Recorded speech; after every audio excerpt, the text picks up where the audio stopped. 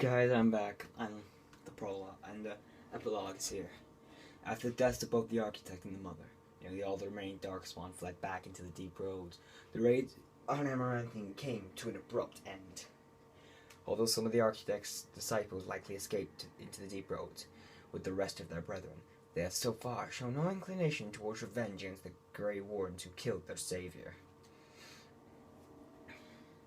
Yet, the deep roads remain plagued by the Darkspawn, and it seems certain that in time the blight will begin. The danger may have passed for now, but the cycle of the old gods continues. Word of the Grey Warden's heroic salvation of Amaranthine spread like wildfire. When the magnitude of the losses of the Vigils came to light, sympathy drove generous donations from all over Ferelden into the region's coffers. Amaranthine was restored to her former glory within a year. Vigils keep in 5. Because of the Warden's support for the law and order, Amaranthine Constable Aiden and his men were able to distribute the smugglers' goods to battered survivors in the grueling days that followed the Darkspawn defeat. The Darkspawn messengers set free after joining the Warden's battle Amaranthine struck out on his own. What? Why we set I asked to kill him? What? The city soon buzzed with stories of a cloaked, lisping figure who aided travelers in danger. At the same time, reports of isolated cases of Darkspawn disease emerged, no one connected the two. Although the war devastated many farms in the Arling, all agreed the loss would have been greater without soldiers for protection.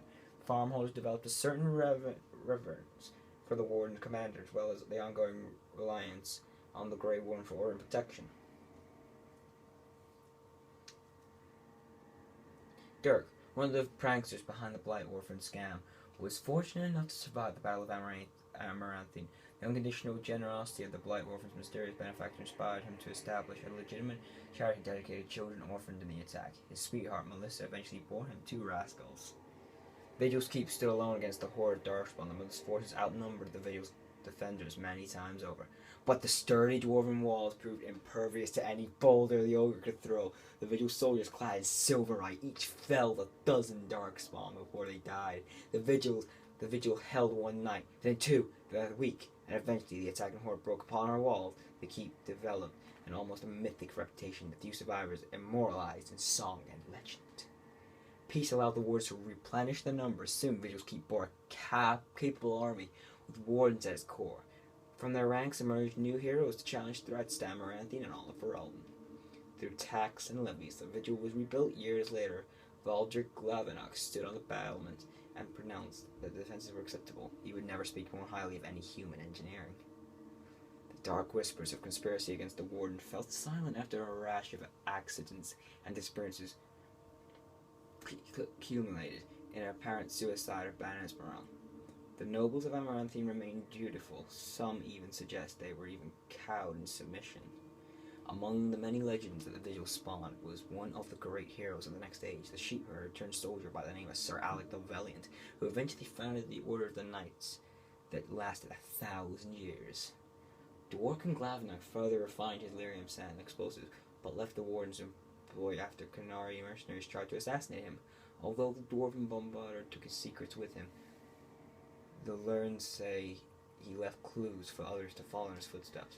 The Vigil soldiers, wearing the distinctive silverite armor that Masterwave crafted, came to be known as the Silver Order. Under the tutelage of the Warden, the Silver Order developed into one of the Ferelden's most revered military forces, a lasting memory of the Vigil's famous commander. With Valana and the architect gone from the region, the pilgrim's path began to see traffic again. The massacre of the militiamen and the merchants, however, led to hostilities between the neighboring human settlements and the Dalish clans that had passed by. One human villager soon kidnapped and murdered a Dalish child. The clans reacted by giving the Wenduwood a wide berth, but both sides know that at some point the elves would turn for revenge. A few years after Kel'Thuzol was emptied of Darkspawn, Orzammar began sending expeditions to rediscover the knowledge of the smithing that had been lost within the Taig. Eventually, House Helmi decided that Kel'Thuzol was too important to be abandoned, and at the tremendous cost of dwarven lives, they cleared the tunnels leading to Kel'Thuzol of all Darkspawn, making the road between Orzammar and the fortress safe again. Kel'Thuzol was reclaimed for Orzammar once and for all.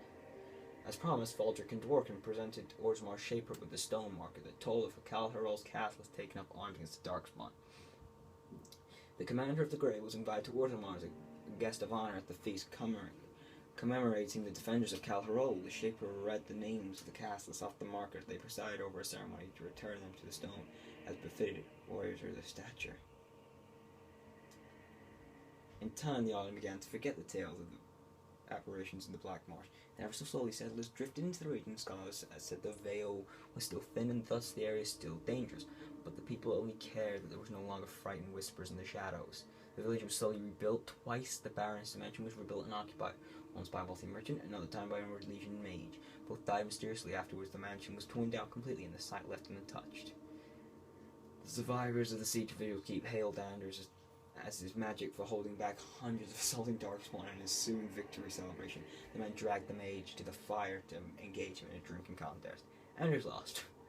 Anders remained with the Warden for a few years longer, training the Order's next generation of mages. When the Serpentile called him to deliver a lecture on the nature of the archetype, much to the Templar's dismay, Anders told the commander of the Grey it was time for the Warden's was over. And yet, not 2 months later, Anders returned to the Order. Ever after, the Wardens were his home and his lasting companions.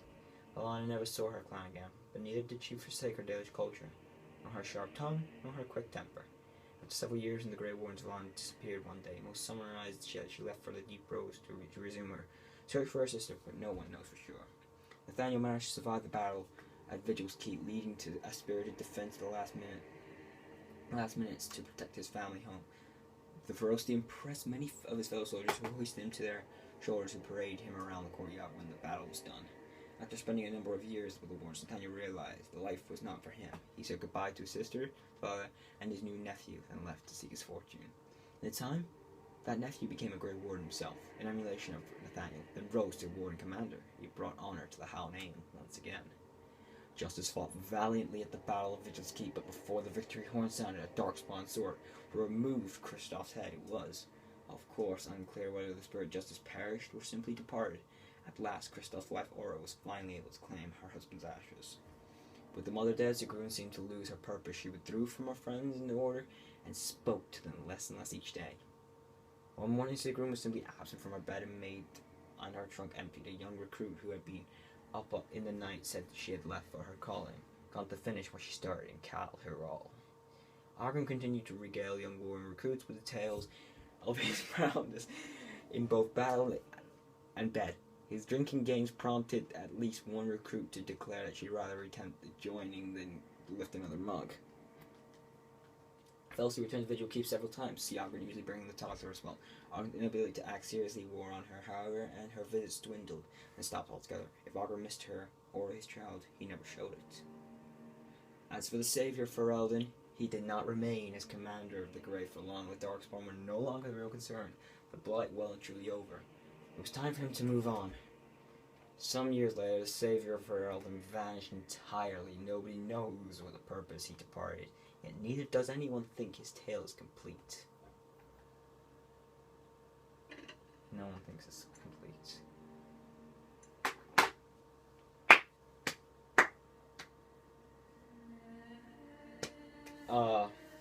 Beautiful DLC.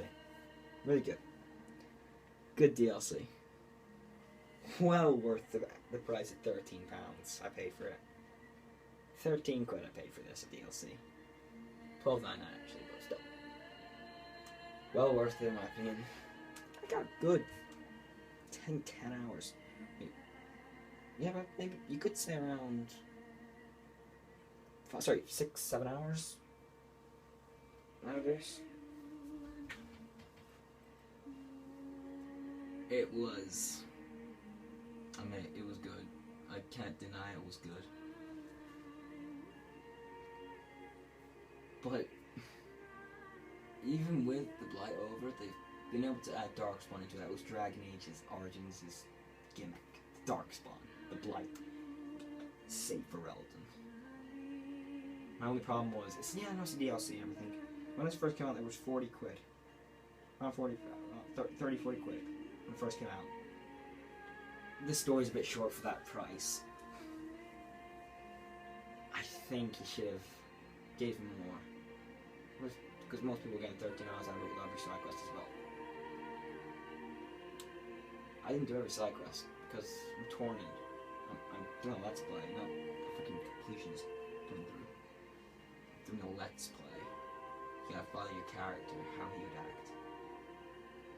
Tornin Ideukin, wrongly exiled from Orzammar, betrayed by his brother, went into the Deep Rose to die, became a Grey Warden, one of the last two wardens in Ferelden after the Battle of Ostagar, raises an army, marches on Denerim, takes down Loghain, Ferelden is back, marches on Denerim to defeat the Blight and the Archdemon, becomes Warden Commander for Ferelden and all of Amaranthine, and stops the Mother and the Architect from taking over the land.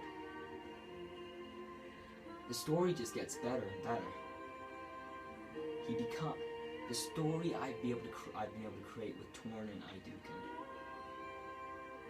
is just beautiful, and I feel like I've wrote it the entire way. I feel like I've made this happen. I feel like it's my story. It's my story. Tornin Ideukin is my story. It's a story which I've made and a story I've created. It was that good. Still some problems with it. Difficulty spikes, yeah. It was easy most of the way through the DLC. My character was broken all the way up. It was easy all the way until, say, around the end, that little last part, so it was a bit hard. I still love the game so much.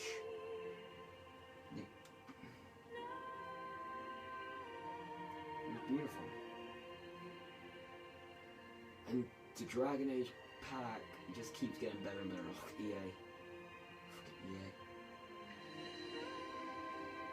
It just keeps getting better and better. Omgrax next, then Witch Hunt, and then the Origins package is done. The Origins package was good all the way through. One thing I wished about this game though was I wish they made it multiplayer. I wish they gave a bit of multiplayer in there. Be able to go around Ferelden or Amaranthine in multiplayer. Like invite somebody to come play with you. If you got a PS3 or Xbox 360, whenever this goes out on both those consoles, or PC. But whatever they decide to do, I respect them for it. But I really would love to see that. Now, yeah, I've said all the good points about the game, what I loved about it. What I don't like about it, the graphics didn't change, the difficulty spikes, and yeah, the shortage of the storyline. Yeah, can be improved. All in all, where did I put that? I'll get my Awakening score out for you guys. I put it somewhere. I don't remember the entire game. I am going to give Dragon Age Awakening a 7 out of 10. It is a good game. A good game. It is a good game.